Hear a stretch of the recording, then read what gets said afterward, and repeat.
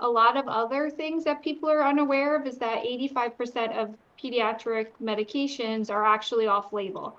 So just taking one drug class or disease state, for example, almost all outside of PPIs and H2s, there's a slew of high-risk medications that we use for GI motility, and not one of them is on label. So you have erythromycin, Reglan, botanical, all these high-risk drugs that we use with very little literature, and they're off-label. And so again, that's add on that you need a weight to dose any of them. That's like a double whammy for how much these kiddos are at risk for medication errors. And then one of my big life goals is to mandate the weights on scripts, but weights are not on script. So if you talk to our retail friends, they'll tell you I don't have the pediatric training. It wasn't mandatory in pharmacy school.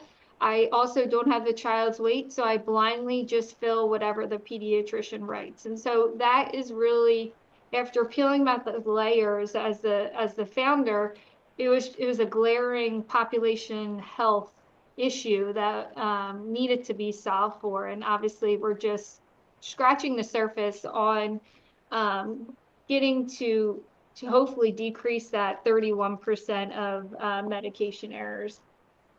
Additional things is that 13.8% of pediatric Medicaid beneficiaries are medically complex, so that's a pretty large N.